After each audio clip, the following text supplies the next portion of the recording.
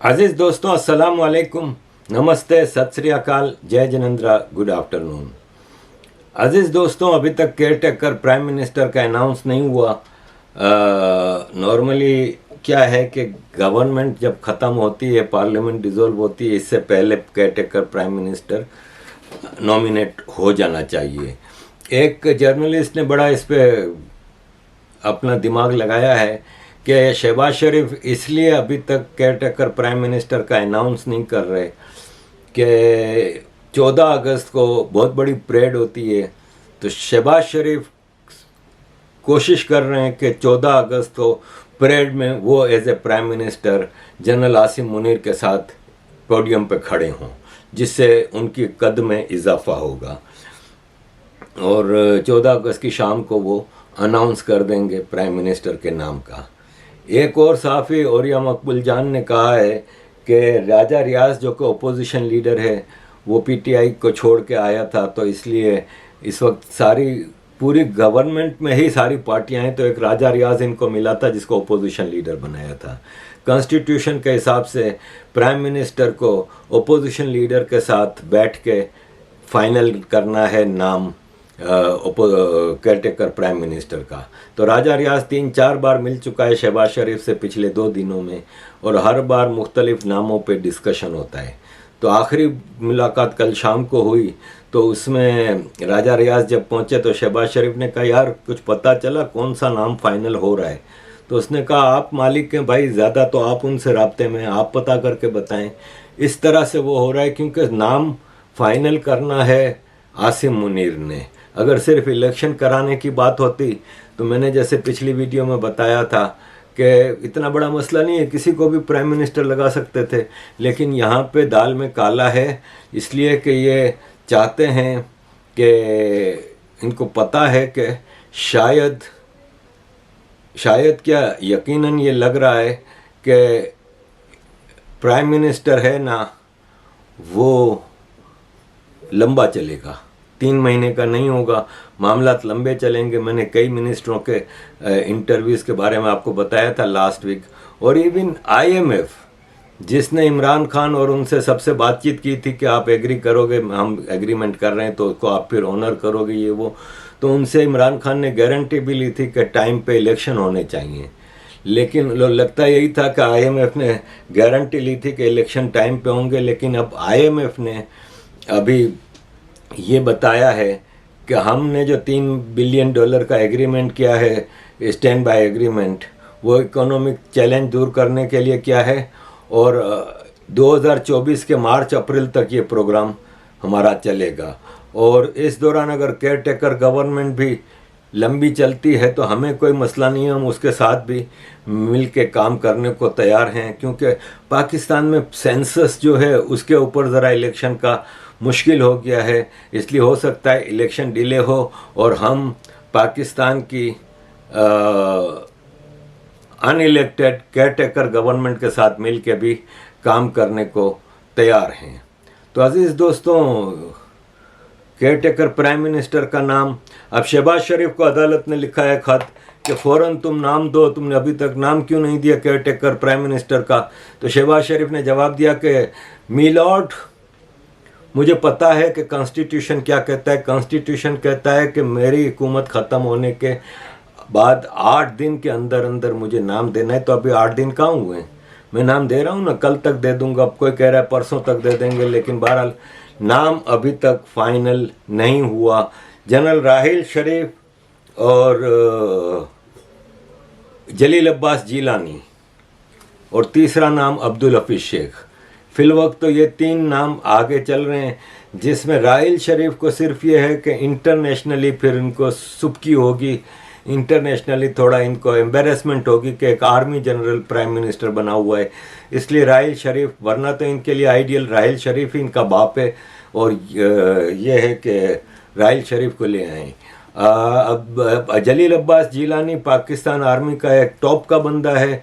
जब ये उसको फॉरेन सेक्रेटरी की पोजीशन पर रखा था, फॉरेन सेक्रेटरी आपको पता है कि फॉरेन पॉलिसी सारी वही बनाता है, फॉरेन मिनिस्टर तो सिर्फ स्पोक्स पर्सन होता है, और आर्मी की बनाई हुई फॉरेन पॉलिसी को वो फॉरवर्ड करता है फॉरेन मिनिस्टर के साथ मिलके।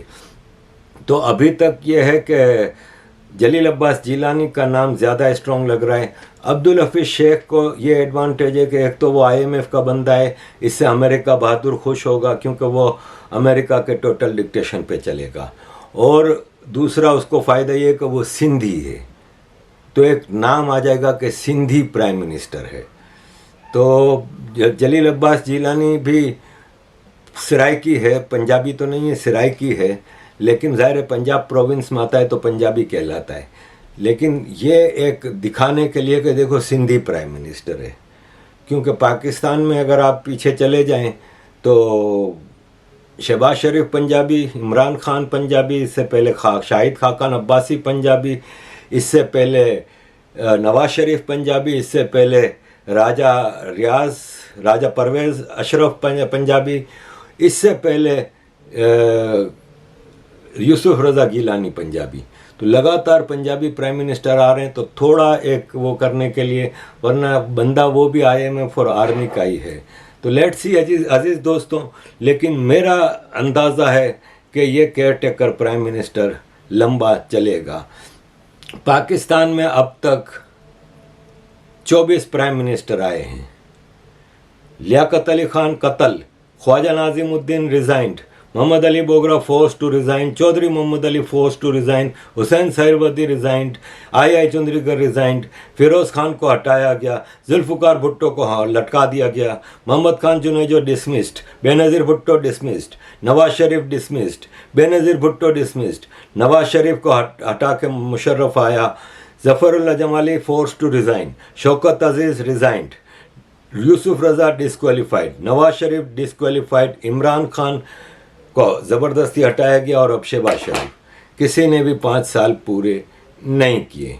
तो अजीज़ दोस्तों, इसके साथ आगे बढ़ते हैं कि पाकिस्तान में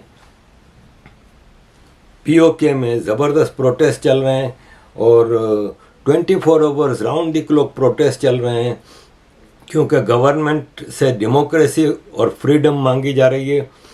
जैसे भारत के जम्मू कश्मीर में है, दी गई है कश्मीरियों को टोटल फ्रीडम और सहूलियात, कम से कम हमें उसकी थोड़ी बहुत तो दो।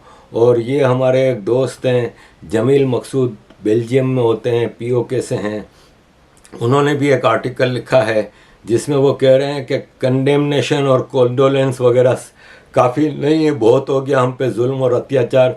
जम्मू कश्मीर POK, जिसको आज़ाद कश्मीर कहा जाता है, उसके लोग अपनी फरियाद लेके कहाँ जाएं, वो इंसाफ के लिए पाकिस्तान के कौन से दरवाज़े खटखटाएं, क्योंकि उनको इंसाफ प्रोवाइड नहीं किया जा रहा और वहाँ पे आम लोगों की ज़िंदगी ख़तरे में है। कई लोग उठा लिए जाते हैं और उनको गायब कर दिया जाता है। लास्ट नाइट ये तस्वीर एक जम्मू एंड कश्मीर POK के बंदे की है जिसको उठा लिया गया है। अजीज़ दोस्तों, बलूचिस्तान के हवाले से बात करें तो ये है कि बलूचिस्तान के हवाले से हरबियार मरी ने ये कहा है कि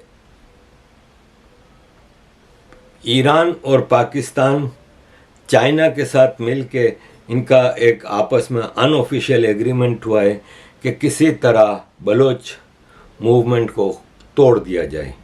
इसके लिए चाइना ने अब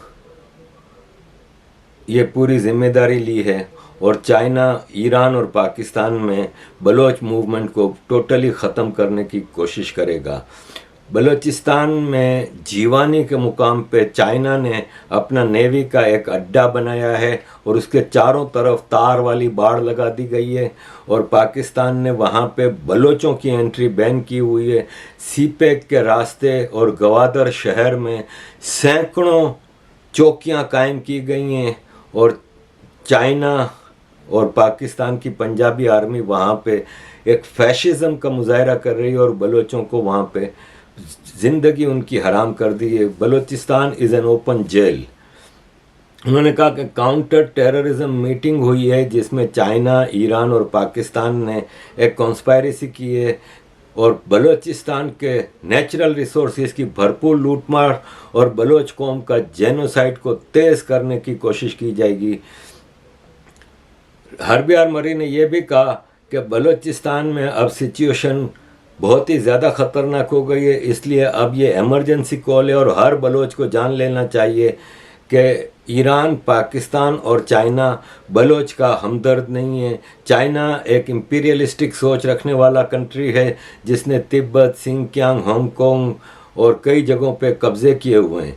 इसलिए चाइना एक तरफ तो कहता है कि हम किसी मुल्क में हमला नहीं करते, हम अमन के दाई हैं, लेकिन ये बिल्कुल गलत है। इनके जो स्टेप्स हैं इससे नज़र आता है कि वो तेज़ी से पूरी दुनिया में अपना इम्पीरियलिज़म फैला रहा है और ख़ास तौर पे बलोच जो ईरान और जो पाकिस्तान के जो बलोच हैं उनको अब China hundreds of billions of dollar की इन्वेस्टमेंट करके इनको लूटमार कर रहा है और इनका जेनोसाइड कर रहा है।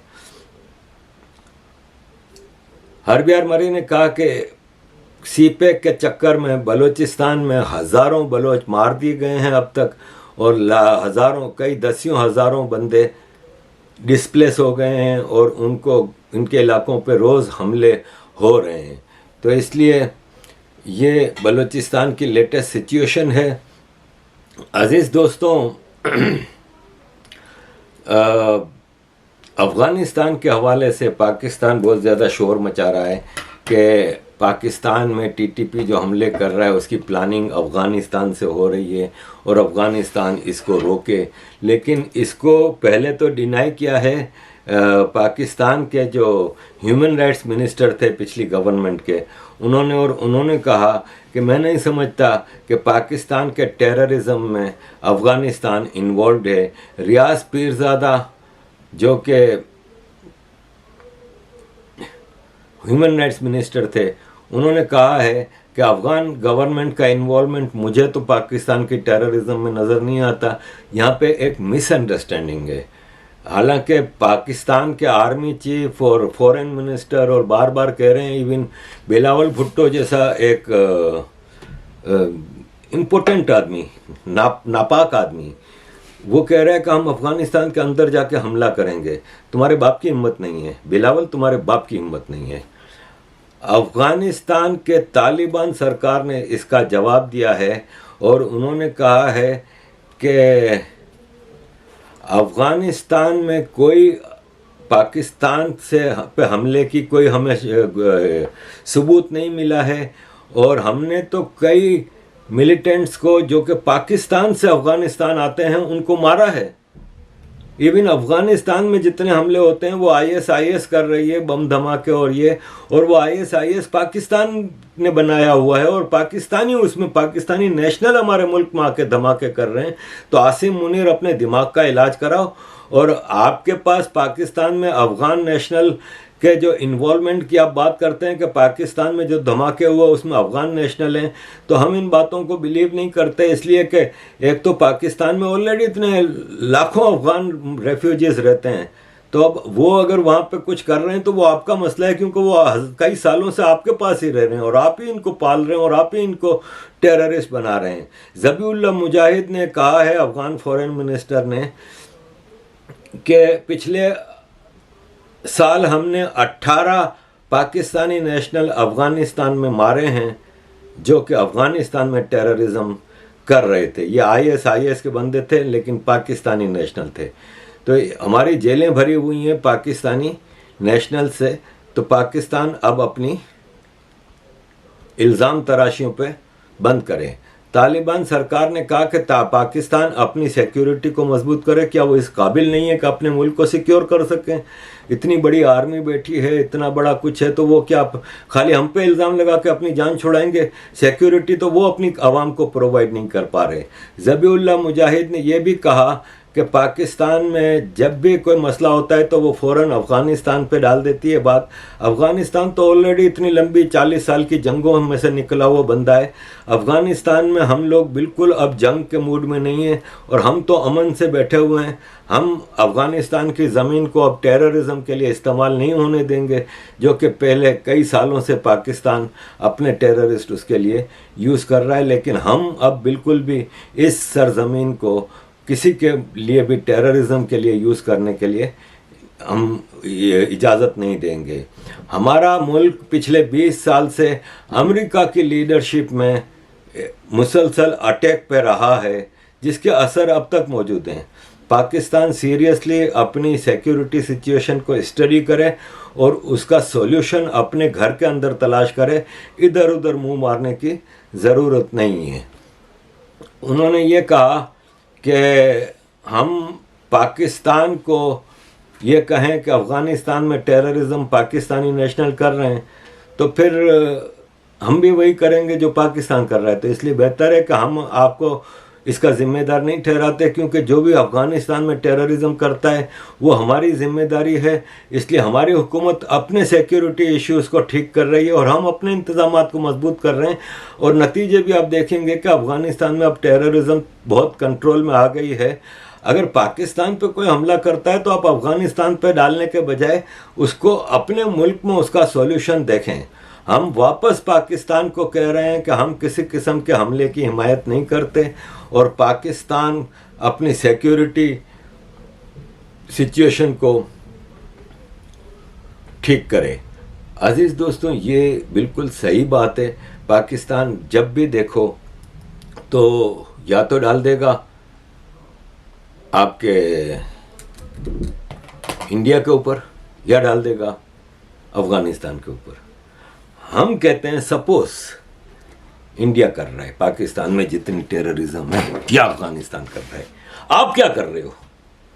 आप तो अपने आप को दुनिया की बेस्ट आर्मी, ISI अपने आप को दुनिया की बेस्ट एजेंसी कह रही है, तो आप क्या कर रहे हो? आप हमारा बिलियंस ऑफ डॉलर का बजट खा रहे हो, आप क्या कर रहे हो? आप तो खेती बाड़ी में जा रहे हो, आप तो कराची में पानी बेच रहे हो, शादी हॉल चला रहे हो, आप इकोनॉमी में इन्वेस्टमेंट, माइनिंग, लूटमार, स्मगलिंग, आप तो कॉरपोरेट सेक्टर चला रहे हो पाकिस्तान का। आपका जो काम है वो तो कर नहीं रहे हो आप। हम बम धमाका होता है तो आप कहते हो जी ईरान ने कराया, अफगानिस्तान ने कराया, भारत ने कराया। ओ भाई, हमें ये नहीं देखना, हम पूछ रहे हैं हुआ क्यों। अब अगर रॉ और अफगानिस्तान इतने स्ट्रांग हैं कि पाकिस्तान में जब चाहे हमले कर दें और पाकिस्तानियों का खून बहा दें, तो फिर भाई साहब हम आपसे वो बजट वापस लेके भारत को दे देते हैं कि भाई साहब आप हमारी सिक्योरिटी करो। हमें मकसद है सिक्योरिटी से, तुम्हारी हमें वो नहीं चाहिए। अगर हम पाकिस्तान भारत के हवाले कर दें ना, तो पाकिस्तान बहुत तेजी से तरक्की करेगा। अब ये 14 अगस्त आ रही है, आप हमें ड्रामे दिखाओगे, 3 डब्बे रख के मिसाइलों के 3 डब्बे दिखाओगे कि हमने ये मिसाइल बनाया। मिसाइल वाड़ लो अपने अंदर। किस काम के ये मिसाइल है, मुझे ये बताएं। भारत 14 अगस्त को 15 अगस्त को परेड करेंगे ना, तो चंद्रयान दिखाएंगे, अपना 600 बिलियन से ज्यादा का फॉरेन रिजर्व दिखाएंगे।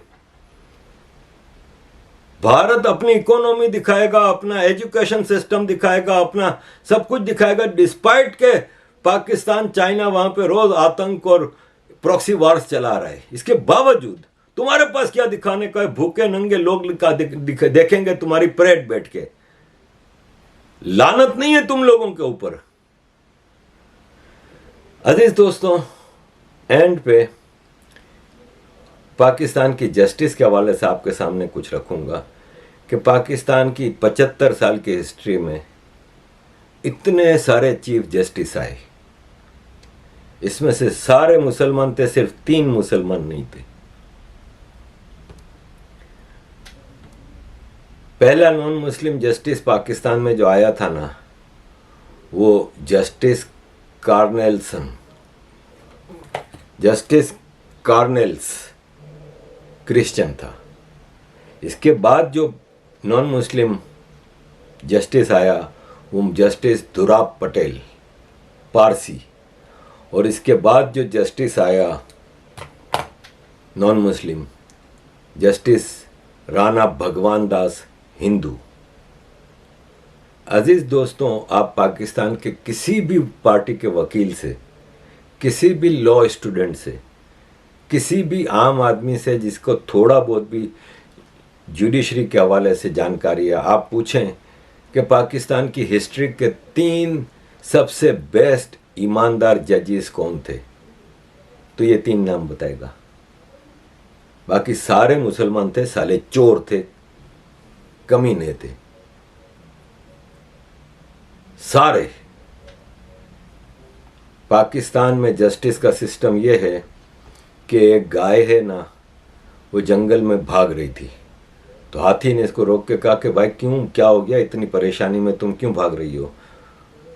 तो गाय ने कहा कि हुकूमत ने कहा है कि जंगल में मौजूद जितनी भी भैंसें हैं इनको पकड़ लो और बंद कर दो। तो हाथी ने कहा तुम तो गाय हो, तुम तो भैंस नहीं हो, फिर परेशानी क्या है? तो गाय ने कहा कि मुझे पता है कि मैं गाय हूँ, लेकिन अगर मैं पकड़ी गई तो पाकिस्तान का जुडिशियल सिस्टम इतना गंदा है कि मुझे अपने आप को गाय साबित करने के लिए 20-25 साल लग जाएंगे और मैं 20-25 साल जेल में सड़ सड़ के मर जाऊंगी। ये सुन के हाथी भी भाग दौड़ा कि कहीं मैं ना पकड़ा जाऊं। अजीज़ दोस्तों, ये है पाकिस्तान का जुडिशियल सिस्टम। अजीज़ दोस्तों, thank you very much for all your support. Kindly keep supporting.